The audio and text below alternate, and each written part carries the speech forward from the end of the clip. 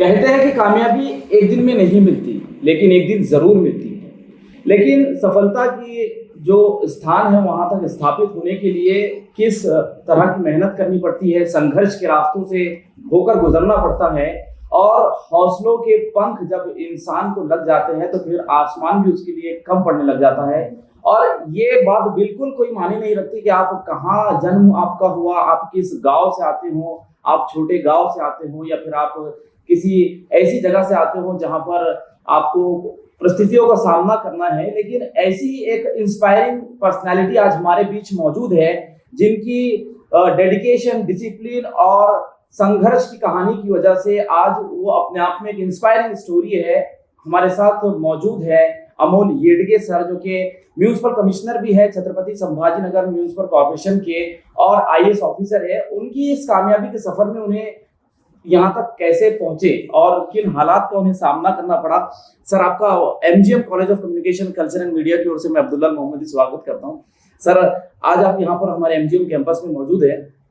उससे पहले कुछ महीनों पहले आपने छत्रपति संभाजीनगर म्यूनिसिपल कॉर्पोरेशन का कार्यभार संभाला, आप आईएएस ऑफिसर बने।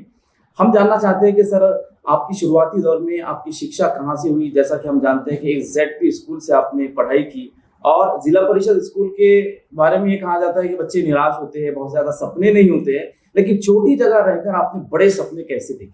ठीक आहे. सभी को मेरा नमस्कार. सर्वांना माझा नमस्कार. मी ज्या दिवशी जॉईन झालो त्या दिवसापासून अब्दुल्ला मला सांगत होते की एमजीएम मध्ये यायचं आहे, इंटरव्ह्यूसाठी यायचं आहे, सर्वांशी इंटरॅक्शन करण्यासाठी यायचं आहे. आज तो दिवस आला, त्याबद्दल मी आनंदी आहे. आणि आत्ता आपण सांगितलं तसं जवळपास मागच्या 3.5-4 महिन्यापूर्वी मी छत्रपती संभाजीनगर महानगरपालिका आयुक्त म्हणून कार्यभार घेतला. आणि इथे आल्यानंतर मागच्या 3-3.5 महिन्यामध्ये काम करताना ज्या ठिकाणी नागरिकांचं सहकार्य खूप चांगलं मिळत आहे, शहराला आपल्या खूप चांगलं भविष्य आहे, त्यामुळे एक चांगलं चॅलेंजिंग आणि एक रोज नवीन नवीन लर्निंग देणारा हा टास्क आहे किंवा हा चार्ज आहे असं मला वाटतं. आणि आपण आता उल्लेख केला तसा मी मूळचा सातारा जिल्ह्यातील कराड तालुक्यातील आबईचीवाडी म्हणून एक छोटंसं गाव आहे माझं. कराडपासून एक साधारणतः 5 ते 7 किलोमीटरवरती गाव आहे. पूर्णपणे ग्रामीण असणारं असं आमचं गाव आहे.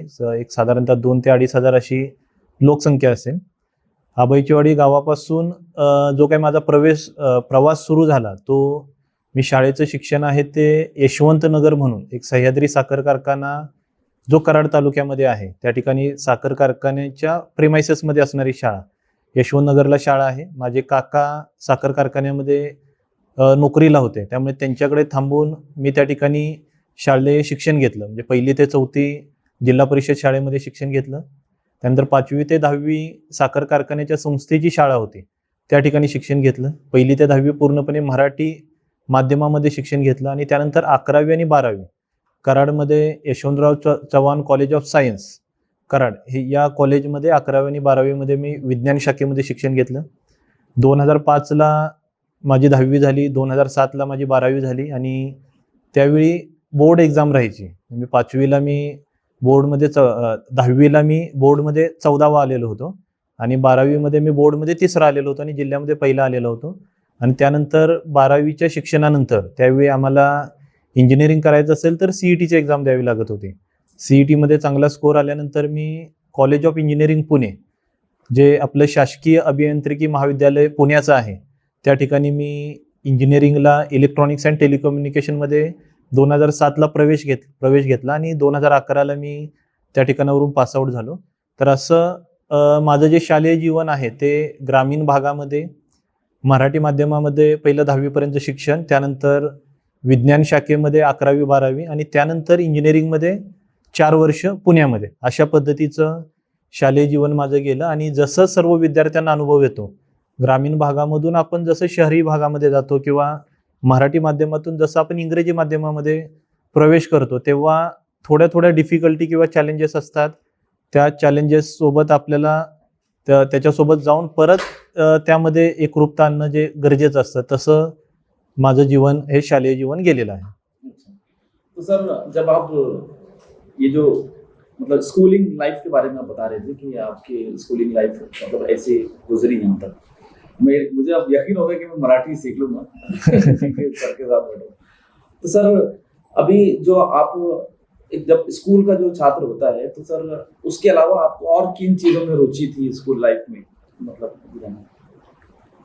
शाळेमध्ये असताना तसं ग्रामीण भागातील असल्यामुळे हे एक होतं की शिक्षण चांगलं घेतलं पाहिजे आणि आपल्याला कुठेतरी पुढे आपल्याला मोठं बनायचं आहे. आणि सुरुवातीला शाळेमध्ये मी बरा होतो, म्हणजे 1ली ते 4थी असेल किंवा 5वी ते 10वी असेल, शिष्यवृत्ती परीक्षा असेल किंवा इतर वेगवेगळ्या परीक्षेमध्ये चांगले गुण मिळत होते. त्यामुळे शाळेमध्ये असताना तसं पूर्णपणे अभ्यासाकडेच लक्ष दिलं जावं असं घरामधून सांगण्यात येत होतं. त्यामुळे शाळेमध्ये असताना खेळामध्ये मला जास्त लक्ष देता आलं नाही. मला वाटतं ती एका अर्थी माझी चूक झाली असेल. परंतु 11वी-12वीला सुद्धा तेच झालं की एक टार्गेट होतं की 12वीला चांगले मार्क्स मिळवून आपल्याला पुढे जे काही करायचं आहे, आपल्याला डॉक्टर बनायचं असेल किंवा इंजिनियर बनायचं असेल, चांगले मार्क्स मिळून चांगल्या कॉलेजमध्ये आपण ॲडमिशन घेतलं पाहिजे. त्यामुळे 1ली ते 12वी तसं पूर्ण वेळ अभ्यासाकडे लक्ष देणं किंवा आपल्याला चांगले मार्क्स मिळवायचे आहेत, आपल्याला चांगलं पुढे जायचं आहे, या पद्धतीनेच राहिलं. आणि त्यानंतर जेव्हा मी पुण्यामध्ये गेलो, इंजिनिअरिंगसाठी पुण्यामध्ये गेलो, तेव्हा पुण्यामध्ये एक 4 वर्षामध्ये खूप मोठा एक्सपिरियन्स आणि एक चांगल्या पद्धतीचं त्या ठिकाणचं जे ॲटमॉस्फिअर होतं, त्याच्यामुळे पुण्यामध्ये गेल्यानंतर 4 वर्ष महाविद्यालयीन जीवनामध्ये काही खेळामध्ये असेल किंवा बाकीच्या एक्स्ट्रा करिक्युलर ॲक्टिव्हिटीज असेल, त्याच्यामध्ये बऱ्यापैकी इंटरेस्ट घेता आला आणि त्यामधून बऱ्यापैकी जे काही लाईफ आहे, जे काही आयुष्य आहे ते समजलं. पुण्यामध्ये असताना मी हॉस्टेललाच राहत होतो. त्यामुळे हॉस्टेलचे फ्रेंड्स असतील किंवा बाकी ज्या काही अडचणी किंवा जे काही चॅलेंजेस हॉस्टेलवरती राहताना, घरापासून दूर राहताना, पुण्यासारख्या मोठ्या सिटीमध्ये राहताना जे आले ते आले आणि त्याच्यामधून एक चांगल्या पद्धतीची जीवनाला दिशा मिळाली. सर लेकिन आप इंजीनियरिंग किए आपने, तो वो कौन सा पल था कि आपको लगा कि ये इंजीनियरिंग मेरे लिए अब सही नहीं है या फिर मैं इस प्रोफेशन के लिए नहीं बना हूँ, मुझे पब्लिक सर्विसेज में जाना चाहिए? तो ऐसा कौन सा पल था जहाँ पर आपको ये महसूस हुआ? सुरुवातीला जेव्हा मी शिक्षण घेत होतो तेव्हा शाळेमध्ये असताना न्यूजपेपर रीडिंग मोठ्या प्रमाणात मी करायचो. न्यूजपेपर वाचत असताना जिल्हाधिकारी असतील किंवा जिल्हा परिषदेचे मुख्य कार्यकारी अधिकारी असतील, ते काय करतात किंवा कशा पद्धतीने ते डिसिजन मेकिंगवरती इम्पॅक्ट करतात ते वाचायला मिळायचं. पण तेव्हाही परीक्षेबद्दल काय माहिती नव्हतं आणि सुरुवातीला काय मी असं ठरवलं नव्हतं की या सर्व्हिसमध्ये जायचं आहे, UPSC MPSC द्यायचं आहे, एक डॉक्टर बनावं किंवा इंजिनियर बनावं आणि चांगल्या पद्धतीने त्यामध्ये करिअर करावं, असे पहिल्यांदा जो काय होता तो माझा विचार होता. पण त्यासोबत हे पब्लिक सर्वंटची लाईफ वगैरे हे पेपरमध्ये वाचत होतो किंवा समजून घेत होतो. इंजिनिअरिंगला गेल्यानंतर साधारणतः मला वाटते 3ऱ्या वर्षी असताना आमच्या विद्यार्थ्यांमध्ये स्पर्धा परीक्षेबाबत काही चर्चा झाली. त्यानंतर काही माझे मित्र स्पर्धा परीक्षेची तयारी करत होते. त्याचवेळी मग त्यांच्यासोबत काही NCERTची पुस्तकं असतील किंवा काही अवांतर वाचन जे आपण म्हणतो त्या पद्धतीची काही पुस्तकं असतील ती वाचनात आली. शेवटच्या वर्षापर्यंत काही स्पर्धा परीक्षा द्यायचाच असा काही विचार झालेला नव्हता. त्यामुळे 3rd इयरला जी काही प्लेसमेंट असते त्यामध्ये मी प्लेसमेंट घेतली आणि 2011ला पासआउट झाल्यानंतर 1 वर्ष मी टाटा टेक्नॉलॉजी या कंपनीमध्ये पुण्यामध्ये जॉब केला. आणि त्यावेळीही स्पर्धा परीक्षा देईन असा काही विचार नक्की झाला नव्हता. परंतु कंपनीमध्ये असताना, टाटा टेक्नॉलॉजी कंपनीमध्ये असताना जस्ट एक ट्राय करू म्हणून मी UPSCचा फॉर्म भरला आणि त्यावेळी मी कंपनीमध्ये असताना प्रिलिमसुद्धा दिली आणि प्रिलिम चांगली गेली असं मला वाटलं. आणि त्यावेळी जे काही माझे मित्र कॉलेजमधले होते ते दिल्लीमध्ये अभ्यास करत होते. त्यामुळे त्यांचं रेग्युलर जे काही मला सांगणं होतं की जॉब करणं आता थोडं थांबवतो आणि स्पर्धा परीक्षेच्या तयारीसाठी आहे. आणि त्या पद्धतीने मग मी कंपनीमध्ये जॉब करत असताना मला वाटतंय माझ्या इंजिनिअरिंगच्या शेवटच्या वर्षी आणि ज्या वर्षी मी जॉब करत होतो त्यावेळी ह्या 2 वर्षामध्ये माझ्या मनामध्ये नक्की केलं मी की आपल्याला सिव्हिल सर्व्हिसेसमध्ये जायचं आहे आणि त्याच्यासाठी आपल्याला तयारी करायची. तर ड्यूरिंग आपकी जॉब ऐसा होता है ना कि ये पीड़ादायक एक मोमेंट आता है कि नहीं मुझे इस चीज़ में तकलीफ दी या फिर ये पेनफुल हो गया, अब मुझे ये नहीं करना है, मैं कुछ बड़ा करने जा रहा हूँ. अब जब आप किसी के साथ बैक सीट पर बैठे हुए थे, अब आप सिस्टम की स्टीयरिंग संभाल रहे हैं, तो ये कैसे पॉसिबल है? संभावना थी क्या, मतलब ऐसा मन ही मन में आपको सर?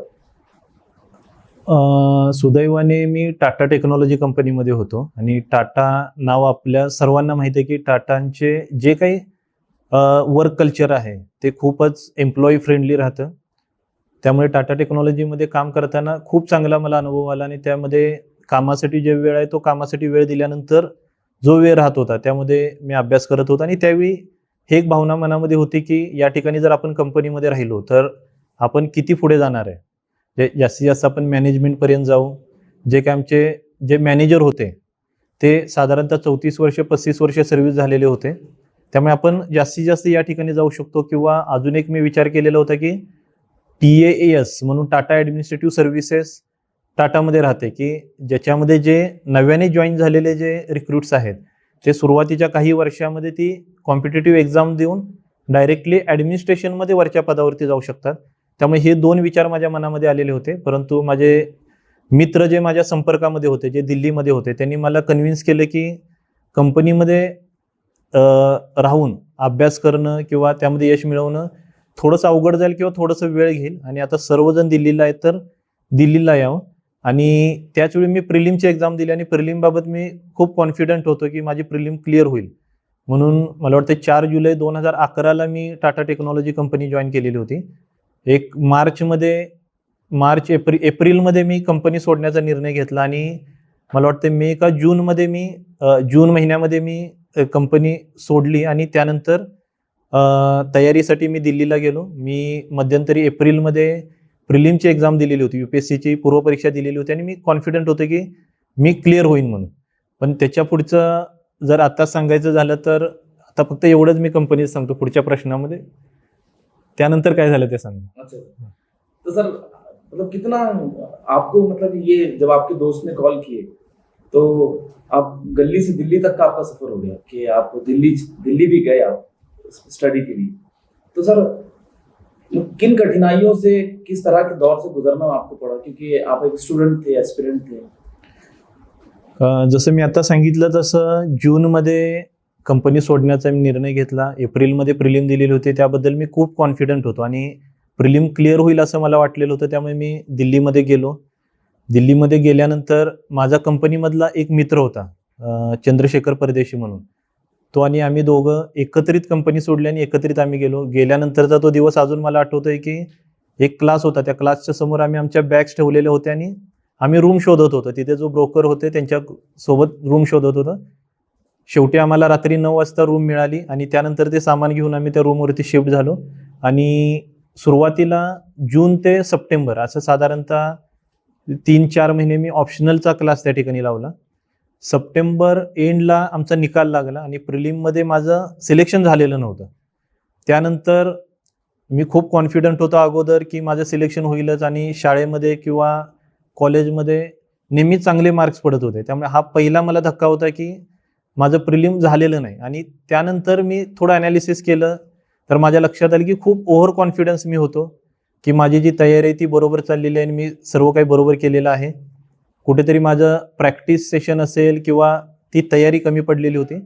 त्यामुळे सप्टेंबरमध्ये सिलेक्शन न झाल्यानंतर एक मोठ्या प्रमाणात एक अपयशाचा धक्का बसला आणि त्यानंतर मी काही विचार न करता परत तसंच महाराष्ट्रामध्ये परत आलो. गावी थांबलो आणि एक 2 ते 3 महिने मी विचार करत होतो की मला परीक्षा द्यायची आहे किंवा नाही द्यायची. आणि परत मी दिल्लीला रिटर्न आहे ते डिसेंबर 2012ला मी दिल्लीला गेलो. 31 डिसेंबर 2012ला दिल्लीला गेलो. मला अजूनही दिवस आठवतोय. 1 जानेवारी 2013ला मी परत दिल्लीला पोहोचलो. माझ्या मित्रांचाच मला त्यामध्ये सतत फॉलोअप होता की गावी थांबून तुझा अभ्यास होणार नाही किंवा पुढे जो काही माझा विचार होत नव्हता की परीक्षा द्यायची का परत कंपनी जॉईन करायची, तो विचार फिक्स झाला. परत 1 जानेवारी 2013ला मी नव्या उमेदीने दिल्लीला गेलो. फक्त सांगण्याचा अर्थ एवढाच की कंपनीमध्ये असताना जी माझी प्रिपरेशन होत होती त्याबद्दल मी कॉन्फिडंट होतो आणि माझी प्रिलिम क्लिअर होईल असं मला वाटत होतं. परंतु आणि त्या दिशेनेच मी सर्व माझा प्रवास सुरू केलेला होता. परंतु सप्टेंबर 2012मध्ये प्रिलिमच्या रिझल्टमध्ये माझी प्रिलिम झाली नाही. त्यानंतर काय करावं या विवंचनेमध्ये माझे 3 महिने गेले आणि नंतर परत मी जानेवारी 13ला परीक्षेच्या तयारीसाठी परत दिल्लीला गेलो. सर आपने एग्जाम हो गया, अब जिस दिन आपका रिजल्ट आने वाला था, तो सर हम वहाँ, मतलब आप अपने घर पर होंगे शायद जब आपका रिजल्ट डिक्लेयर होने वाला था कि यूपीएससी का अब आप आईएएस ऑफिसर बन के आपका ये रैंक है, तो सर उस वक्त आप क्या कर रहे थे जब आपका रिजल्ट डिक्लेअर हुआ? मी आता जसं सांगितलं तसं जानेवारी 13ला दिल्लीला गेल्यानंतर परत दिल्लीमध्येच मी प्रिलिमची एक्झाम मे मध्ये दिली, तिथेच माझं सिलेक्शन प्रिलिममध्ये झालं. नंतर ऑक्टोबरमध्ये मेन्सचा रिझल्ट लागला. मेन्ससाठी मी मुंबईचं सेंटर घेतलं आणि मुंबईला येऊन डिसेंबर 2013ला मी परीक्षा दिली. ती परीक्षा झाल्यानंतर परत गावी थांबायचं का परत पुण्यामध्ये थांबायचं हा विचार करत असताना मी pre IAS training centre कोल्हापूरला आहे त्याची मला माहिती मिळाली. त्याची एक्झाम देऊन मी जानेवारीपासून pre IAS training centre कोल्हापूरला थांबलो. कोल्हापूरला असताना तिथे मी MPSCची पण एक्झाम दिली. MPSCची प्रिलिम माझी त्या ठिकाणी झाली. मेन्स पण कोल्हापूरमध्ये असताना झाली आणि कोल्हापूरमध्ये असतानाच मार्चमध्ये मेन्सचा निकाल लागला. एप्रिलमध्ये माझा इंटरव्ह्यू झाला आणि एप्रिलचा इंटरव्ह्यू झाल्यानंतर मी काही दिवस गावी थांबलेलो होतो. ज्या दिवशी परीक्षेचा निकाल लागला तेव्हा मी कराडमध्ये होतो. कराडमध्ये स्वर्गीय वेणुताई चव्हाण स्मारक, त्या स्मारकाची लायब्ररी आहे, ग्रंथालय आहे. त्या ग्रंथालयामध्ये मी त्यावेळी अभ्यास करत होतो. पुढे MPSCची मेन्स नंतर त्याच्या इंटरव्ह्यूची मी तयारी करत होतो त्या ठिकाणी आणि ती तयारी करत असताना त्या ठिकाणी लायब्ररीमध्ये असताना माझ्या मित्राचा मला फोन आला की माझं सिलेक्शन झालेलं आहे. मग ते बातमी समजल्यानंतर मी लगेच घरी आलो आणि घरच्यांशी सर्वांशी ती बातमी शेअर केली.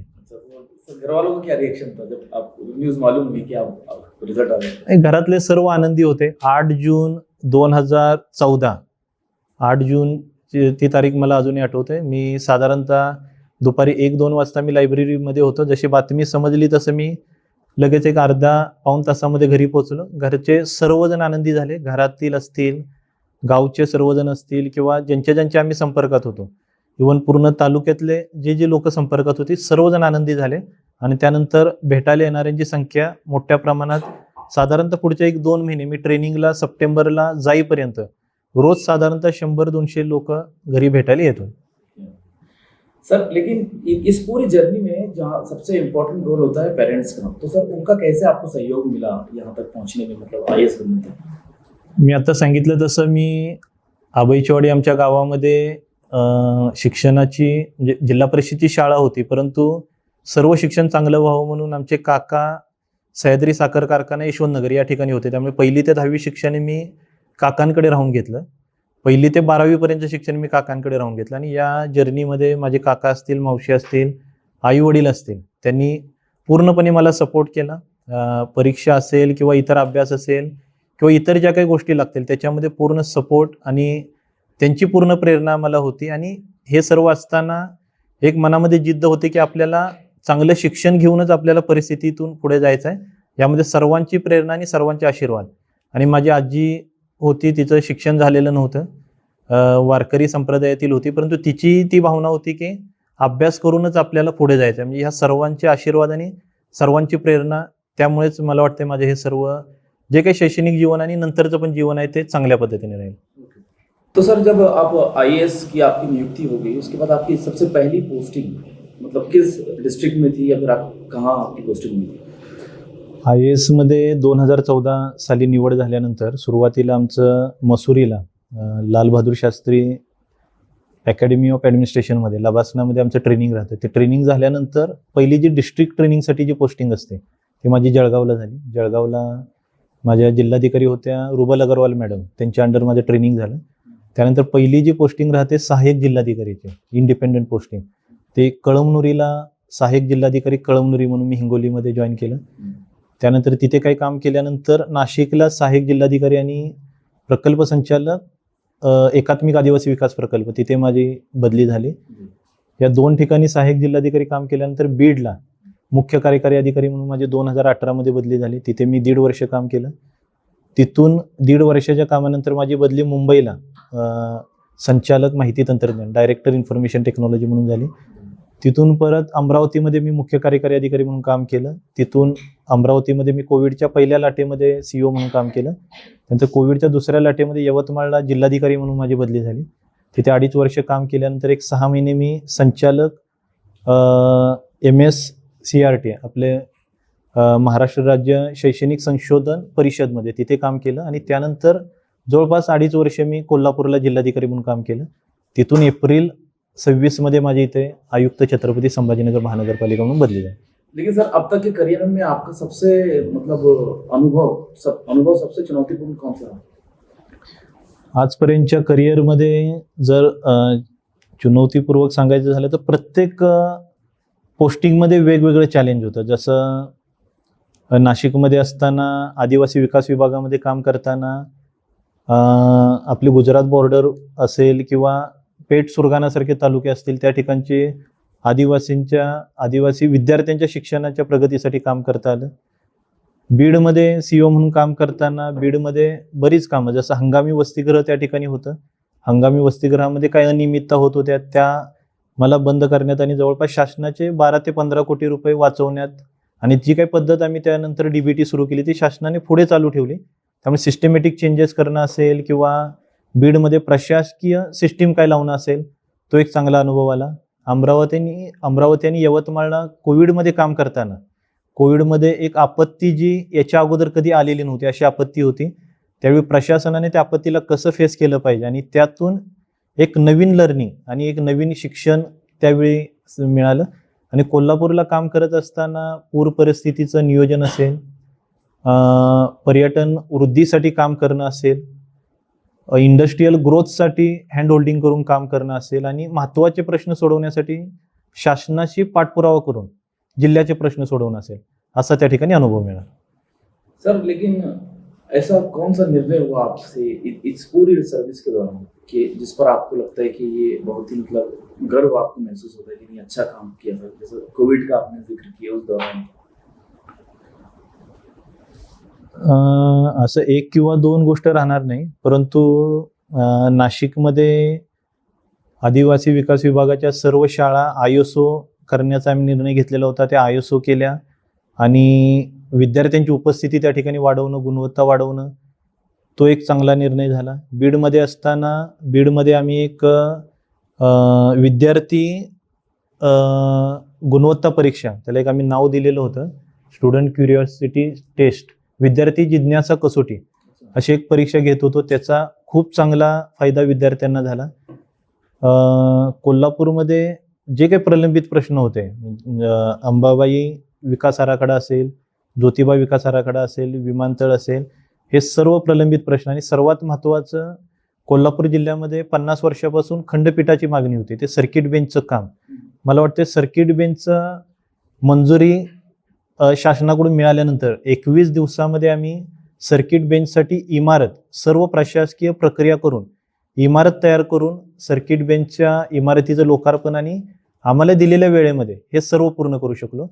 मला वाटतं माझ्या आजपर्यंतच्या करिअरमधला एक कोविडमध्ये केलेलं काम असेल, कोविडमध्ये यवतमाळमध्ये अमरावतीमध्ये फील्डवरती जाऊन केलेलं काम असेल आणि कोल्हापूरमध्ये सर्किट बेंचची मान्यता मिळाल्यानंतर आम्हाला सांगण्यात आलेल्या कालावधीमध्ये जवळपास 21 ते 25 दिवसाच्या कालावधीमध्ये पूर्ण सर्किट बेंचचं काम पूर्ण करून ते सज्ज करणं हा सगळ्यात मोठा चॅलेंजिंग आणि मनाला आनंद देणारा हा क्षण होता. सर लेकिन आपकी बातों से जो आपकी मतलब जो भी हमने सोशल मीडिया पे या फिर मीडिया में चीजें हैं, आप शिक्षा के क्षेत्र में बहुत ही इम्पोर्टेंट रोल प्ले करना चाहते हैं या फिर कर चुके भी हैं. आज आप छत्रपति संभाजीनगर म्यूनिसिपल कॉर्पोरेशन के म्यूनिसिपल कमिश्नर हैं. हमारे पास जो महानगर पालिका के स्कूल्स है, तो सर आपका ज्यादातर इंटरेस्ट है कि आप शिक्षा के क्षेत्र में स्कूलिंग जो सिस्टम होता है उसमें सुधार की कोशिश कर रहे हैं, सुधार कर रहे हैं, जो आपसे हो सकता है आप वो कर रहे हैं. तो सर आज आप छत्रपति संभाजीनगर महानगर पालिका के म्यूनिसिपल कमिश्नर हो, हमारे जो स्कूल्स हैं इसमें क्या कुछ सुधार की संभावनाएं हैं या फिर आप यानी महानगर पालिका इसमें क्या कर रहा है? छत्रपती संभाजीनगर महानगरपालिकेच्या शाळा आपल्या 51 शाळा आहेत. या शाळांमध्ये माझी प्रायोरिटी राहील की इन्फ्रास्ट्रक्चर गॅप जे असतील, इन्फ्रास्ट्रक्चर डेव्हलपमेंटसाठी जे काही जास्तीत जास्त बजेट आम्हाला देता येईल ते देण्याचा प्रयत्न केला जाईल. म्हणजे कोल्हापूरला असताना आम्ही स्मार्ट स्कूल केलेले होते आणि DPCमध्ये अगोदर आम्ही 25 ते 30 कोटी देत होतो, ते जवळपास 120 ते 130 कोटी आम्ही बजेट ठेवायला सुरुवात केली. त्यामुळे शाळांच्या पायाभूत सुविधा वाढवण्यासाठी जे काही त्या ठिकाणी बजेट वाढवता येईल ते वाढवणं राहील. एक स्मार्ट स्कूल म्हणून शाळांच्या वर्गखोल्या असतील, शाळांमधलं टॉयलेट बाथरूम असेल, क्रीडांगण असतील, कंपाऊंड वॉल असेल, अशा बेसिक सुविधा पुरवणं. विद्यार्थ्यांना आजच्या युगामध्ये नवीन नवीन ज्ञान मिळावं यासाठी अपडेटेड ठेवणं राहील. आणि स्पोर्ट्समध्ये मुलं पुढे जावेत म्हणून त्यांना वेगवेगळ्या संधी आणि त्यासाठी जी काही मदत असेल ते करणं, असं इंटिग्रेटेड विद्यार्थ्यांचा विकास व्हावा यासाठी इनिशिएटिव्ह आहेत ते घेतले जाते. तो टेक्नोलॉजी और एआई से रिलेटेड भी कुछ ट्रेनिंग टीचर्स को मतलब दी जा रही है एआई रिलेटेड? प्राथमिक शाळेमध्ये आणि माध्यमिक शाळेमध्ये जे आवश्यक ट्रेनिंग आहे ते तर आपण देतोय. शिक्षकच आता एवढे टेक्नोसेवी आहेत की ते स्वतः सुद्धा टेक्नॉलॉजीशी अपडेट होत आहेत आणि ते ट्रेनिंग घेत आहेत.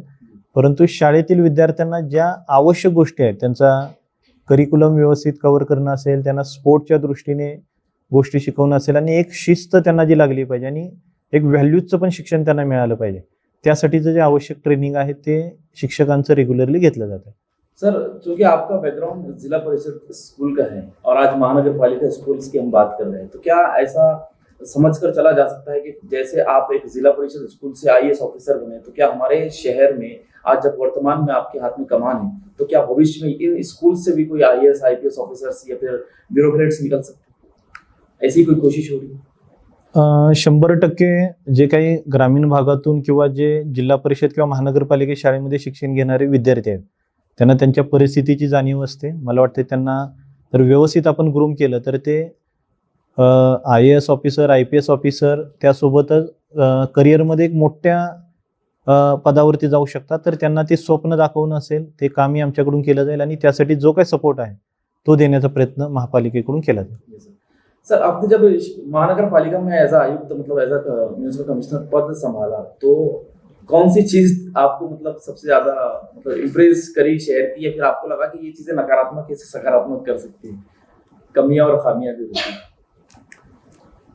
छत्रपती संभाजीनगर महापालिकेचा चार्ज घेण्या अगोदरही मी जेव्हा बीडला होतो तेव्हा इथे रेग्युलरली येत होतो. आपल्या महापालिकेकडे आणि आपल्या शहराकडे खूप स्ट्रेंथ आहेत. जर तसा विचार केला तर महापूर आपल्या इथे कधी येत नाही. भूकंप असेल किंवा इतर नैसर्गिक आपत्ती असतील तशा काही आपत्ती आपल्या इथे नाहीत. उन्हाळ्याचे काही दिवस सोडले तर बाकी जवळपास 8 ते 10 महिने इथलं आपलं क्लायमेट आहे ते पण एकदम प्लीजंट आहे, छान क्लायमेट आहे. अशा खूप साऱ्या स्ट्रेंथ आपल्या आहेत. आणि महापालिकेचा जर विचार केला तर काही गोष्टी आपल्याकडे अशा आहेत की ज्या इतर महापालिका किंवा इतर शहरांकडे पण नाहीत. जसं सिद्धार्थ गार्डन मधला झू आपला असेल तो खूप जुन्या कालावधीपासून चांगला आहे आणि तो आता आपण सफारी पार्क त्या ठिकाणी करणार आहे. आपलं श्रीमंत छत्रपती शिवाजी महाराज म्युझियम असेल, वस्तू संग्रहालय असेल ते आहे. Doctor Babasaheb Ambedkar research centre आपलं होतं ते आता आपण ते रिनोव्हेट करणार आहे. डॉक्टर मौलाना अबुल कलाम आझाद उनका रिसर्च सेंटर, त्यांचंही रिसर्च सेंटर आपल्या इथे आहे. ज्या अशा खूप चांगल्या गोष्टी आपल्या शहरामध्ये आहेत. शहरामध्ये पायाभूत सुविधा सुद्धा चांगल्या पद्धतीने आहेत आणि अजून चांगल्या होत आहेत. कनेक्टिव्हिटी शहराची चांगली आहे. तर या सगळ्या ज्या पॉझिटिव्ह गोष्टी आहेत त्या पुढे नेणं आणि येणाऱ्या काही वर्षामध्ये जी इंडस्ट्रियल इन्व्हेस्टमेंट आपल्या भागामध्ये होणार आहे त्यामुळे छत्रपती संभाजीनगर एक महानगर येणाऱ्या काही कालावधीमध्ये प्रत्येक वर्षामध्ये त्याची ग्रोथ होत जाणार आहे. डिकेडल ग्रोथ सुद्धा खूप मोठ्या प्रमाणात राहणार आहे. त्यामुळे या पॉझिटिव्ह गोष्टी मी जॉईन केल्या माझ्या लक्षात आल्या.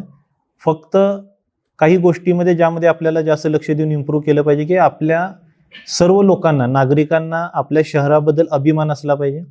आपलं शहर बेस्ट आहे, खूप चांगलं आहे आणि अजून आपल्याला चांगलं बनायचं आहे. हा अभिमान आपण ठेवून शहराप्रती ज्या आपल्या जबाबदारी आहेत, शहर स्वच्छ ठेवणं असेल किंवा शहराचं नाव बाहेर चांगलं जाण्यासाठी शहराची प्रतिमा जपणं असेल, या गोष्टी जर आपण चांगल्या केल्या, आपल्या शहराबद्दल अभिमान बाळगला, शहर स्वच्छ, सुंदर आणि अजून पुढे जाण्यासाठी आपण प्रयत्न केलो आणि आपल्या पॉझिटिव्हिटी बाबत जर चांगल्या पद्धतीने आपण जर विचार केला तर मला वाटतंय एक चांगलं महानगर आणि चांगल्या नागरिकांचं शहर आपलं भविष्यामध्ये चांगल्या पद्धतीने बनू शकतं. सर, आपको मतलब छत्रपति संभाजीनगर में जो चैलेंज आपने कहा कि हर शहर के अलग अलग चैलेंजेस होते हैं, तो इस शहर में आपको किन चैलेंजेस कैसे चैलेंजेस फेस करने पड़ते हैं, कौन सा सबसे बड़ा चैलेंज है शहराचे जे चॅलेंजेस आहेत ते आता पायाभूत सुविधांच्या बाबतीत म्हणायला गेलं तर महानगरपालिकेचा आयुक्त म्हणून मी जॉईन केल्यानंतर पाणी पुरवठा असेल, घनकचरा व्यवस्थापन असेल आणि कर संकलन असेल, या 3 गोष्टींवरती जास्तीत जास्त प्रायोरिटी देण्याचा विचार केला. आता आपली अडचण पाणी पुरवठ्याबाबत आहे की महानगर किंवा शहर एवढा पाणी पुरवठ्याचा गॅप नसावा, तेवढा पाणी पुरवठ्याचा गॅप आपला आहे.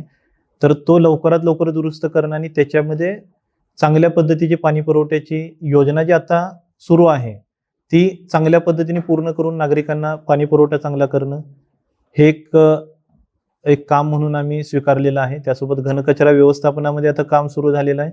त्यामध्ये प्रत्येक नागरिकापर्यंत स्वच्छतेचा मेसेज पोहोचवून प्रत्येकाला शहराबद्दल ती आत्मीयता वाटणं. आणि जसं आपण म्हणतो इंदोरचं आपण उदाहरण देतो किंवा फॉरेन कंट्रीचं आपण उदाहरण देतो की फॉरेनमध्ये आपण गेल्यानंतर रस्त्यावरती घाण दिसत नाही किंवा कोणी कचरा टाकत नाही. तर तसं लोकांमध्ये ती भावना निर्माण करणं आणि कर संकलनाचं मी जसं म्हटलं तसं महापालिकेला सेल्फ सस्टेनेबल बनवणं, या 3 गोष्टी एक चॅलेंज म्हणून आणि एक कर्तव्य म्हणून आम्ही स्वीकारलेले. सर रैपिड फायर में पहला क्वेश्चन आपसे ये, चाय या कॉफी? Black coffee. सर एकदम मॉर्निंग पर्सन या नाइट ओल? Morning person. अच्छा. Favourite book? कृष्णा काठ, यशवंतराव चव्हाणांची आत्मकथा. अच्छा. Sir favourite leader? Yashwantrao Chavan. अच्छा. Sir one word for Chhatrapati Sambhajinagar? 1 number. Sir one habit every student should develop? Discipline and consistency. और एक ऐसा संदेश जो फ्यूचर जर्नलिस्ट के लिए? Be updated, learn every day. One message for the youth of Chhatrapati Sambhajinagar? Same the message I given to student, be disciplined and be consistent. So one word for me. Thank you.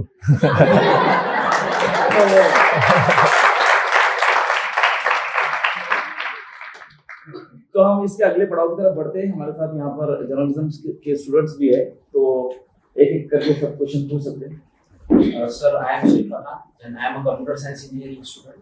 So, what is your vision in transforming CSMC into a digitally empowered municipal corporation? I think being digitally empowered is the need of the day. My vision is making every service without any interference. There should not be any intermediate, and technology can replace everything. If all the services, if we can give online or through this digital mode, then that will reduce, that will create more transparency, reduce corruption, and that is my vision. Yes. Sir, तो शहर में मतलब जितने भी महापुरुषों के स्तंभ है, statues है, तो मैंने नोटिस किया कि सबको रिनोवेट किया जा रहा है, सबको तोड़ के अच्छे से बनाया जा रहा है, जिसके खिलाफ मैं बिल्कुल भी नहीं हूँ.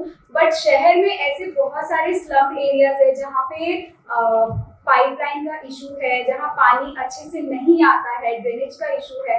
तो महानगर पालिका ने वो स्टैचूज बनाने के लिए बहुत खर्चा किया है. तो मुझे ऐसा लगता है कहीं ना कहीं वो पैसा हम महान जो स्टैचूज में हम खर्चा कर रहे हैं, वो हम उसको प्रायोरिटी पहले नहीं देकर हमको वो जो स्लम एरियाज के इश्यूज है उसको पहले प्रायोरिटी देना चाहिए था. I think so. मला वाटतं दोन्ही गोष्टी प्रायोरिटीच्या आहेत, दोन्ही गोष्टी महत्त्वाच्या आहेत. जे स्लम एरियामध्ये किंवा शहरातील प्रत्येक भागामध्ये चांगल्या पद्धतीच्या सर्व्हिसेस देणे ही तर प्रायोरिटी आहेच आणि त्यावरती काम केलंच पाहिजे आणि त्यावरती काम करण्याचा प्रयत्न आम्ही करतोय. परंतु महापुरुषांचे पण जे काही स्टॅच्यूज असतील, महापुरुषांचे विचार घेऊनच आपल्याला पुढे जायचं आहे. आपले यंग जनरेशन असेल किंवा कुठलेही नागरिक असतील, जे महापुरुषांनी जे विचार दिलेले आहेत, त्यांनी त्यांचं जीवन ज्या पद्धतीने डेव्हलप केलं, त्यातून जी काही तत्व आपल्याला घेऊन पुढे जाता येईल ते कायम आपल्या लक्षात राहिलं पाहिजे. त्यासाठी त्यांचे स्टॅच्यूज सुद्धा त्या पद्धतीने असणं आवश्यक आहे. परंतु त्याच वेळी हा पण विचार केला पाहिजे की महापुरुषांची जयंती आपण कशी साजरी करतो. तर महापुरुषांची जयंती साजरी करताना बऱ्याच वेळा ज्या काही चुकीच्या गोष्टी आपल्याला समाजामध्ये दिसतात, त्यामुळे कधी कधी दुःख होतं. तर महापुरुषांची जयंती, त्यांचे जे विचार आहेत, त्यांचे विचार पुढे घेऊन जाण्यासाठी आणि त्याचा अवलंब आपल्या जीवनात करण्यासाठी आपण त्या पद्धतीने जयंती साजरी केली पाहिजे. आणि पुतळ्यांकडून, महापुरुषांच्या पुतळ्यांकडून नेहमी रस्त्यावरून जात असताना ती प्रेरणा घेऊन आपण एक सुजाण नागरिक बनण्याचा, एक कर्मयोगी बनण्याचा प्रयत्न केला पाहिजे. त्याचवेळी महापालिका सगळ्या भागांकडे लक्ष देण्याची सुद्धा प्राधान्यक्रम आपला विसरणार नाही. नमस्कार सर. सर्वप्रथम तुम्हाला 4 महिन्याच्या कार्यकाळाबद्दल शुभेच्छा देते. आणि सर प्रश्न असा आहे की जसं स्लम एरियामध्ये 10 दिवसांनी पाणी येतं, N6 मध्ये 8 दिवसांनी येतं, पण त्याच ठिकाणी सर ज्योतिनगर झालं जिथे साबळे साहेब राहतात, शिरसाट साहेब राहतात, तर तिथे 1 दिवसाआडच पाणी येतं. तर पाणी पुरवठ्याच्या उपाययोजनेबद्दल आपण आपल्या कार्यकाळात काय उपाययोजना सध्या करत आहात सर? आपल्या शहरामध्ये 10 झोन आहेत. जेव्हा मी जॉईन केलं तेव्हा साधारणतः आपल्याकडे 165 MLD एवढं डेली पाणी येत होतं. त्यानंतर 15 MLDची वाढ झाली, 170 MLD पाणी यायला लागलं. आणि मागच्या काही दिवसापासून नवीन योजनेचं पार्शियली आपण टेस्टिंग आणि प्लस त्यातून काही पाणी घेतो तर 200 MLDच्या वरती पाणी आपल्याकडे येते. आणि त्यामुळे बऱ्यापैकी जो गॅप आपला काही ठिकाणी 12 दिवसाच्या वरती होता, जे क्रिटिकल भाग आहेत, म्हणजे आपल्याला पाणी पुरवठा योग्य पद्धतीने करण्यासाठी पूर्ण इन्फ्रास्ट्रक्चर लागतं. म्हणजे पाणी जॅकवेलवरून पाणी घेणं, त्यानंतर ते पाणी आपण ट्रीटमेंट करतो त्या पाण्याची, ते ट्रीटमेंट केल्यानंतर ते MBR मध्ये स्टोअर केलं जातं आणि तिथून वेगवेगळ्या पाण्याच्या टाक्याच्या माध्यमातून आपण शहराचे वेगवेगळे झोन केलेले असतात. पाण्याच्या टाक्यांच्या माध्यमातून आपण ते पाणी देतो. ज्या झोनमध्ये पाण्याच्या टाक्या अवेलेबल आहेत तिथे कमीत कमी दिवसामध्ये देणं शक्य होतं. ज्या काही भागांचा तुम्ही उल्लेख केला की जिथे जास्त दिवस लागतात तिथे पाण्याच्या टाक्या नसल्यामुळे पूर्ण पाईपलाईनने ते पाणी घेऊन देणं ही आपल्याला अडचण येते. त्यामध्ये पंपिंगचे इश्यूज येतात. पण वाढीव पाणी आल्यापासून शहरामध्ये पाणी पुरवठा जो आहे तो 6 दिवस ते 5 दिवसापर्यंत मॅक्झिमम भागामध्ये आपण आणू शकलेला आहे. जिथे मरीमाता किंवा ज्योतिनगर असा जो काही भाग होता जिथे अडचणी होत्या तिथे आपण 8 दिवसापर्यंत गेलेलो आहे. आणि आता नवीन योजनेचं पाणी यायला सुरुवात झालेली आहे. आता याच्या पुढे आपण जे काही जाणार आहे ते इव्हॉल्विंगलाच आणि पुढे पुढे जाणार आहे. याच्या पुढे जे काही होईल ते जसं 165 नंतर 170, 155 170 आणि नंतर 200 MLD प्लस पाणी झालेलं आहे. तसं पाणी वाढतच जाणार आहे. पाण्याच्या टाक्या जशा नवीन नवीन निर्माण होतील तसा हा गॅप कमी होत जाणार आहे. आणि आमचा प्रयत्न आहे की लवकरात लवकर येणाऱ्या 2 ते 3 महिन्यामध्ये 4 दिवसाआड सुरुवातीला पाणी आणणं आणि पुढच्या उन्हाळ्यापर्यंत डिस्ट्रीब्युशन सिस्टीम करून जास्तीत जास्त नो नेटवर्क एरियामध्ये जिथे पाणी नाही तिथे पाणी देणं. म्हणजे येणारा उन्हाळा असेल तो मागच्या उन्हाळ्यापेक्षा खूप चांगला राहावा या पद्धतीने आमचे प्रयत्न आहेत.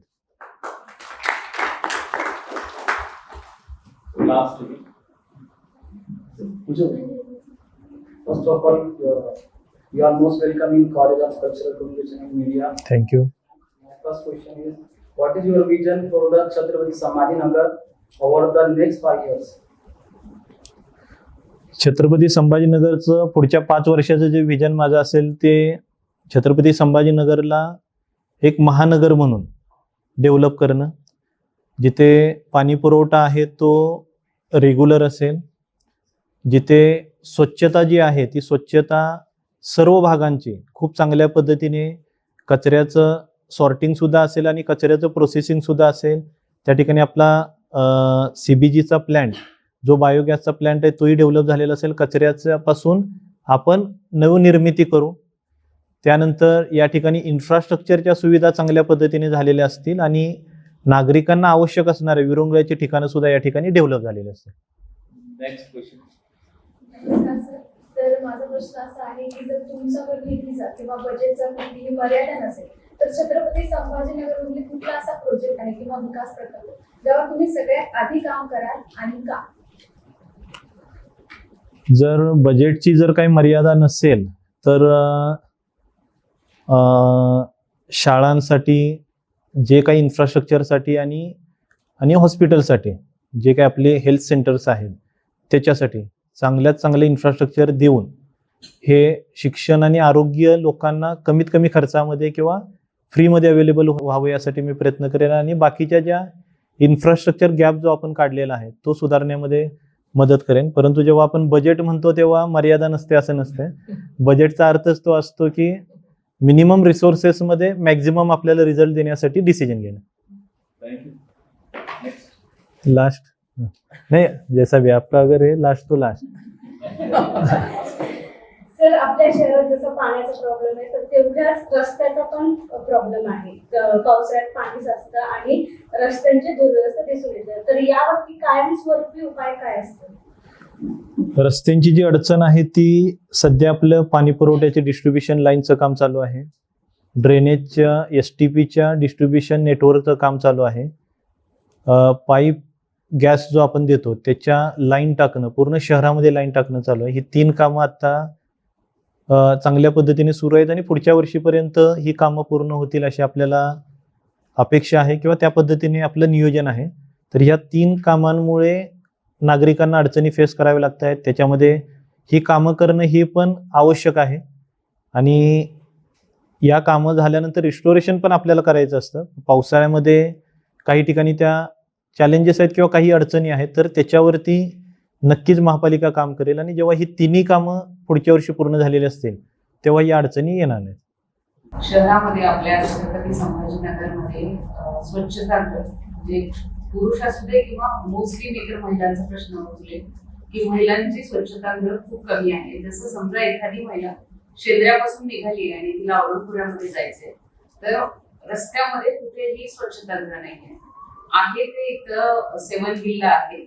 आणि ही जी स्वच्छतागृह आहे जर समजा आम्ही एक स्टोरी केली आता तर ती इतकी घाण आहेत की म्हणजे आपण जाऊ पण शकत नाही. तर अशा म्हणजे आपलं शहर एक पर्यटनाच्या दृष्टीने पण चांगलं शहर आहे. लोक ऐतिहासिक दृष्ट्या म्हणून पण खूप पर्यटक इथे येतात. तर या सगळ्या लोकांची एक महिला म्हणून मला वाटतं की हे खूप महत्वाचं आहे की बाहेर गेल्यानंतर माझी सुरक्षा आणि मला जे काही प्रसाधन वापरायचे ते स्वच्छ असावं आणि ते माझं अवेलेबल असावं. तर याबाबत काही नियोजन आहे का महानगरपालिका? यामध्ये आमच्या जनरल बॉडीमध्ये सुद्धा चर्चा यामध्ये झाली आणि याचा आपण एक सर्वे पण करतोय की शहरामध्ये जेव्हा पर्यटक येतील तेव्हा असे कोणते कोणते ठिकाणी आहेत की ज्या ठिकाणी शौचालय असलेच पाहिजे. त्यासाठी बजेटमध्ये आपण तरतूद सुद्धा केलेली आहे. ओलू म्हणून एक चांगली शौचालयाची कन्सेप्ट आहे, ती कोल्हापूरमध्ये आम्ही सुरू केलेली होती. तर त्या पद्धतीचे शौचालय ज्या ठिकाणी केअरटेकर पण राहतील आणि स्वच्छता पण राहील आणि त्या ठिकाणी इतर काही आउटलेट राहील अशा पद्धतीचे स्वच्छतागृह करण्याचा आम्ही नियोजन करतोय. तर याच्यामध्ये लोकांच्या सपोर्टने आम्ही महापालिका आमच्या जनरल बॉडीच्या सपोर्टने आम्ही नक्कीच यामध्ये चांगलं काम करू. आणि बाकी एरियामध्ये आपण समजा मार्केटमध्ये गेलो किंवा आपण काही शॉपमध्ये गेलो तर तिथे पण ते शौचालय ओपन करून ठेवली पाहिजेत अशी हायकोर्टची ऑर्डर आहे. त्याची सुद्धा अंमलबजावणी आणि आम्ही काही सर्वे करतोय. काही एरियामध्ये जिथे जिथे शौचालय आपल्याला प्लेस करता येतील त्या ठिकाणी येणाऱ्या वर्षामध्ये बजेटमधल्या तरतुदीमधून शौचालय ठेवण्याचा कारवाई महापालिकेमार्फत केली आहे. जसं आपले हायकोर्ट यांचा एक निर्णय सगळ्या जिल्हा परिषद शाळा असू देत किंवा महानगरपालिकेच्या शाळा असू देत की जिथे मुलींच्या ज्या मासिक पाळी संदर्भात ज्या सुविधा स्कूलनी द्यायला पाहिजे या संदर्भात म्हणजे सगळे जेवढे काय तिथले टीचर असतील किंवा यांना पण एक प्रशिक्षण देण्याचं हायकोर्टनी एक मध्यंतरी आदेश काढला होता. तर याची काही आपण काही वर्कशॉप किंवा काही अंमलबजावणी म्हणजे तितकं एखादा जर जेंट्स टीचर असेल तर तितकं चांगल्या पद्धतीने त्यांनी त्या विद्यार्थिनीशी संवाद साधावा यासाठी काही महानगरपालिका पुढाकार घेतली. मी SCRT मध्ये डायरेक्टर होतो. तर SCRTचं किंवा शिक्षण विभागाचं तसा एक करिक्युलम आणि तसं एक प्रशिक्षणाचं मॉड्यूल तर आहेच आणि ते गायडिंग बुक पण आहे. आणि मुलींना चांगलं स्वच्छतागृह पुरवणं असेल किंवा मासिक पाळीच्या दरम्यान आवश्यक ते सॅनिटरी नॅपकिन पासून इतर जे काही कम्फर्ट राहावा म्हणून जे काही गोष्टी त्या ठिकाणी पुरवणं स्कूलमध्ये फॅसिलिटी देणं असेल त्या तर महापालिकेकडून नक्की केल्याच जातील.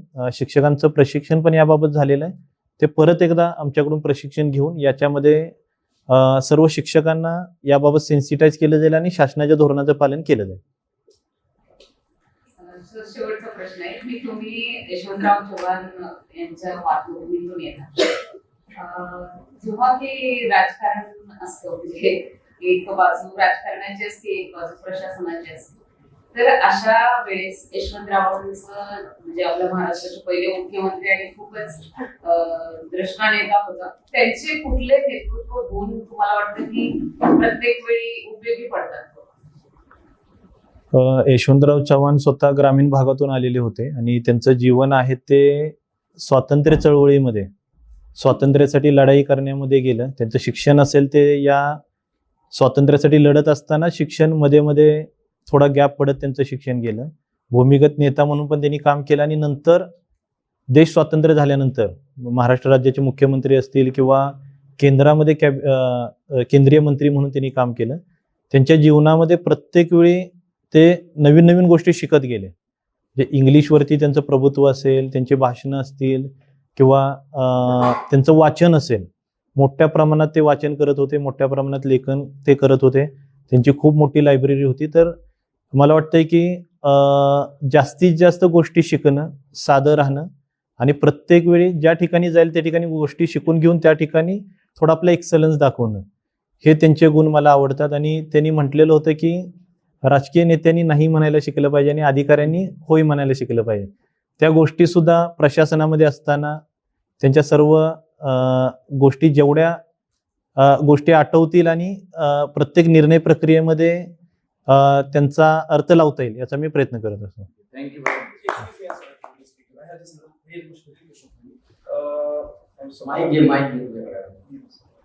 दिस will be last question. I saw you before some time. You look extremely confident.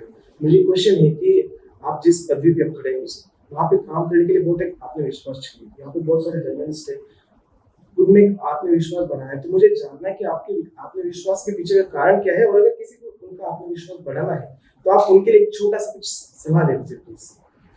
Thank you so much. आपल्यामध्ये आत्मविश्वास असायला हवा, तर पहिल्यांदा स्वतःवरती विश्वास असायला हवा. आणि आत्मविश्वास आपल्याला तेव्हाच असू शकतो जेव्हा आपण पूर्ण तयारीनिशी कुठल्याही गोष्टीमध्ये जातो. त्यामुळे मी जसं सांगितलं, जसं आपल्या आयुष्यामध्ये आपण शिस्त ठेवली, कन्सिस्टन्सी ठेवली आणि ज्या गोष्टीचं आपण नियोजन करतोय त्याच्यावरती पूर्ण फोकस करणं, ज्या गोष्टीसाठी आपल्याला जायचं आहे त्याची पूर्ण तयारी करणं.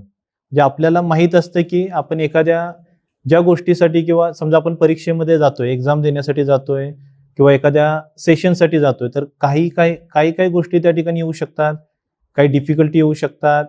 कशा पद्धतीने आपण तिथे चांगलं प्रेझेंट करू शकतो याची पूर्ण तयारी आपण जर केली तर मला वाटतं हे प्रामाणिक कष्ट आणि प्रत्येक गोष्टीची पूर्ण तयारी आपण जर केली तर त्या गोष्टीच आपल्याला आपल्यामध्ये आत्मविश्वास आपल्याला देतात. Thank you very much sir. Thank you.